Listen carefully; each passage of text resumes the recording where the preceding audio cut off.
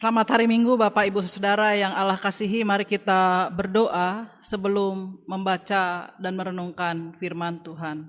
Mari kita menundukkan kepala. Puji syukur kami panjatkan kehadirat-Mu yang kudus, Allah Bapa di sorga, yang kasih serta kemurahan-Nya boleh kami senantiasa rasakan hingga saat ini. Bahkan tuntunan Roh Kudus juga senantiasa menaungi kami. Oleh karenanya kami sungguh mengucap syukur kepadamu. Ketika kami juga boleh kembali beribadah di rumah kami masing-masing karena situasi dan kondisi yang tidak memungkinkan. Dan saat ini kami akan mendengarkan sabdamu yang kudus. Ya Allah, kiranya Roh Kudus-Mu membantu dan menolong kami di dalam kami membaca dan merenungkan firman-Mu. Terangilah kami, tubuh, jiwa, dan roh kami, supaya kami dapat memiliki pemahaman yang benar akan firman-Mu.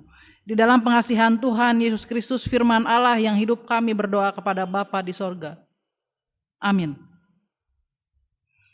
Jemaat Tuhan, hari ini kita akan membaca dari kitab Kejadian pasal 32, ayat 22 hingga yang ke-32. Saya akan membacanya untuk kita sekalian. Pergumulan Yakub dengan Allah, demikian judul perikop ini.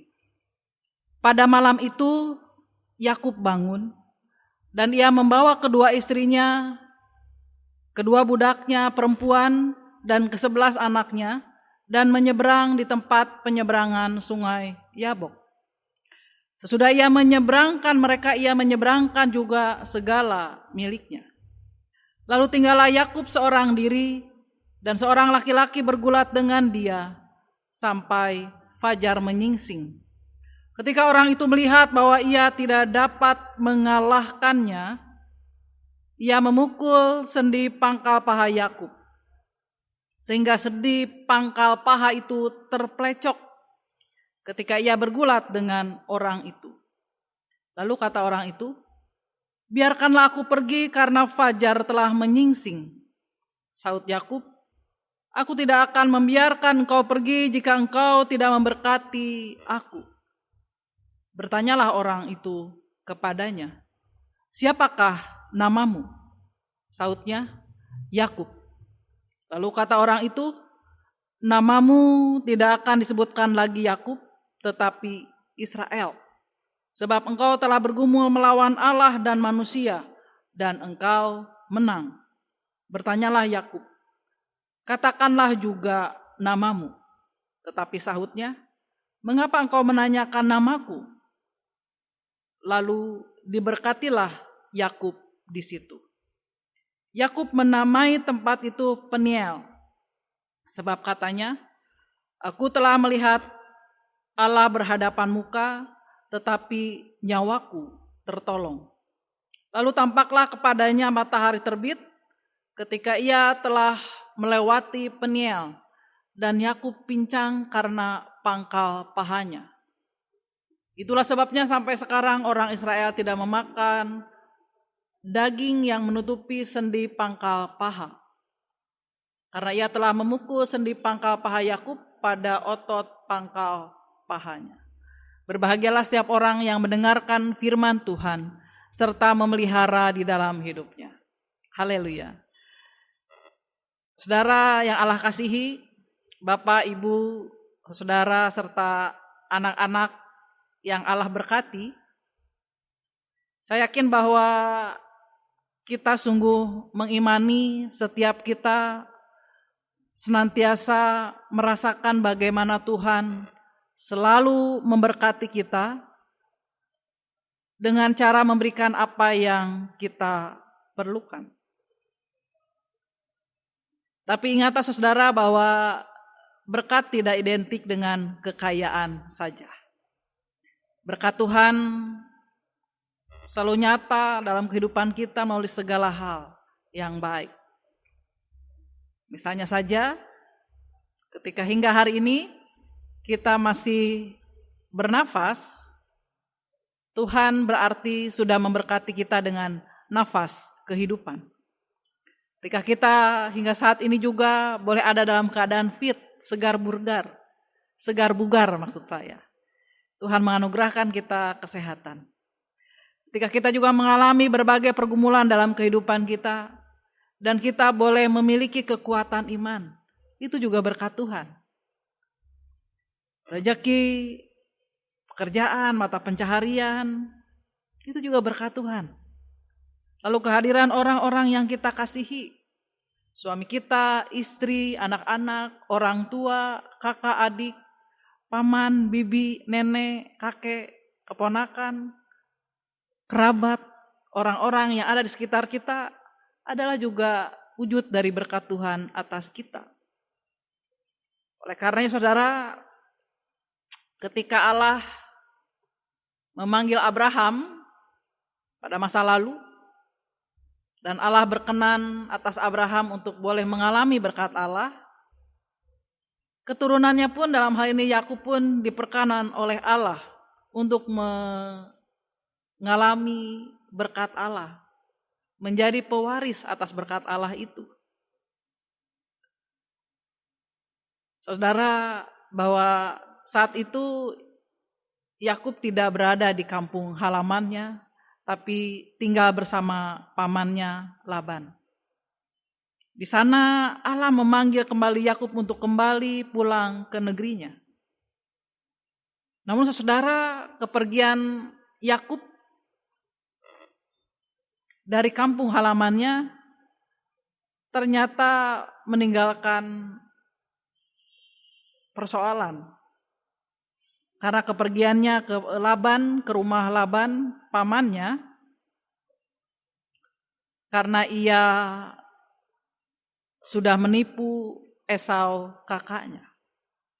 Bahkan 2 kali Yakub menipu Esau. Dan sekarang Allah meminta Yakub untuk kembali ke negerinya, ke kampung halamannya. Tentu saja yang timbul dalam benak Yakub, apa yang akan terjadi dengan dirinya, dengan istrinya, dengan anak-anaknya. Kalau nanti dia berjumpa kembali dengan Esau kakaknya. Mungkinkah Esau kakaknya akan membunuhnya, akan membalaskan dendam dan amarahnya pada masa lalu? Oleh karena saudara, di tengah-tengah suasana gundah gulana dalam hati Yakub, apa yang dia lakukan? Yakub datang kepada Allah sendiri. Dia bergumul dengan Allah. Dia berserah kepada Allah. Memohon tuntunan dari Allah sendiri, memohon belas kasihan Allah atas apa yang pernah terjadi dalam kehidupannya. Dalam pergumulannya yang hebat, Allah hadir melalui seorang laki-laki. Di sana Yakub bergulat dengan laki-laki itu. Dan Yakub menang dalam pergumulan itu. Itu berarti bahwa Allah berkenan atas Yakub.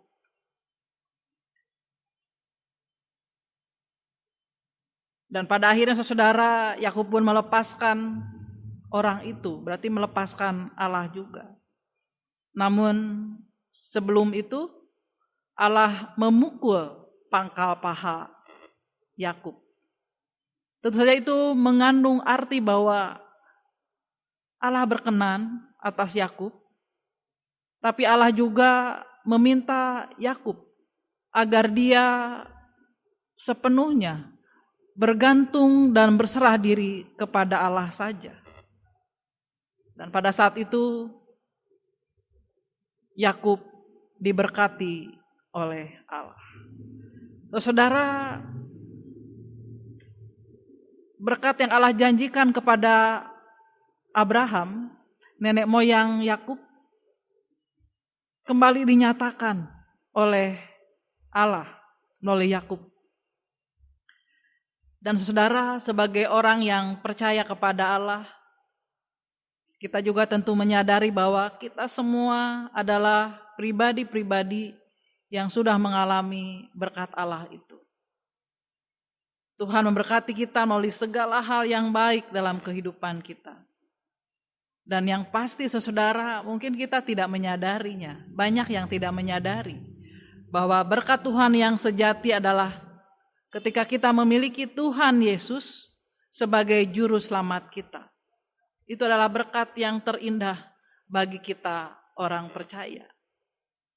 Itulah berkat Tuhan yang tidak ada taranya, tidak ada bandingnya bagi kehidupan kita. Oleh karenanya, mari kita semua senantiasa boleh menyadari bahwa segala sesuatu yang Allah berikan, anugerahkan bagi kita juga adalah bagian dari berkat Allah untuk kita. Dan melalui firman Tuhan kali ini dengan tema dipilihnya untuk menjadi berkat bagi sesama. Biarlah kita juga, artinya kita sedang ditantang Bapak Ibu Saudara melalui firman ini. Apakah kita mau menjadi berkat bagi sesama kita? Jika kita menyadari akan hal itu, pasti kita akan meyakini bahwa segala sesuatu yang kita miliki bukan semata-mata milik diri kita sendiri. Tetapi semuanya itu berasal dari Tuhan. Oleh karenanya kita tidak akan segan-segan atau tidak akan sungkan-sungkan untuk boleh berbagi dengan sesama kita. Dan kita akan dengan penuh sukacita, dengan penuh ketulusan berbagi dengan sesama kita, dengan orang lain yang kita jumpai. Saya yakin bahwa kita juga pasti akan dengan senang hati memberikan senyuman, mau bersikap ramah kepada orang lain yang kita jumpai. Bahkan senyuman itu tidak usah bayar, bukan? Ketika kita senyum kepada orang lain, kita tidak perlu mengeluarkan biaya, Bapak Ibu Saudara. Murah, meriah, tetapi bermakna. Memberi penghiburan bagi mereka yang sedih dan berduka. Saya yakin saudara di sekitar kita, kita pasti menemui orang-orang yang mengalami kepedihan, mengalami berbagai duka cita karena apapun yang mereka alami, apapun yang menjadi pergumulan mereka. Pada saat itu kita ditantang untuk, maukah kita memberi penghiburan bagi orang-orang yang kita temui ketika mereka ada dalam kesusahan, dalam sedih hati, misalnya karena sakit penyakit. Maukah kita juga memberikan penguatan bagi mereka? Itu juga adalah salah satu cara membagi berkat bagi sesama. Lalu ketika Tuhan juga menganugerahkan bagi kita ilmu pengetahuan, berbagai ilmu pengetahuan yang kita miliki, saya yakin juga itu adalah berkat Tuhan buat kita. Namun ada banyak di antara kita juga, saudara kita, yang mungkin tidak memiliki kemampuan seperti kita. Maukah kita juga berbagi buat mereka? Berbagi ilmu pengetahuan secara cuma-cuma? Mungkin ini kita ditantang saudara melalui firman Tuhan ini. Terlebih lagi ketika kita juga diberkati oleh Tuhan melalui kekayaan, lewat rezeki yang kita terima. Atau bisa saja ada di antara kita yang juga boleh meraih kesuksesan misalnya karena beasiswa ada yang mendukung. Entah lembaga, entah pemerintah, atau siapapun itu. Apakah itu juga berkat Tuhan? Ya. Lalu ketika kita juga boleh mengalami berbagai pencapaian dalam kehidupan kita, lalu ada yang kita dapatkan dari semuanya itu, maukah kita juga berbagi dengan orang lain? Sehingga akan ada banyak orang-orang juga yang mengalami kasih Tuhan melalui berkat yang boleh kita bagikan buat mereka. Secara khusus Gereja Kristen Pasundan memiliki Yayasan Badan Sosial Dharma Kasih yang secara khusus mengelola panti asuhan. Keberadaan mereka tentu saja butuh dukungan dari kita sebagai warga Gereja Kristen Pasundan. Dalam rangka bulan sosial memang sudah lewat Bapak Ibu pada bulan Juni yang lalu. Kita juga terpanggil untuk boleh berbagi dengan mereka. Kita bisa memberi apa yang bisa kita berikan bagi mereka.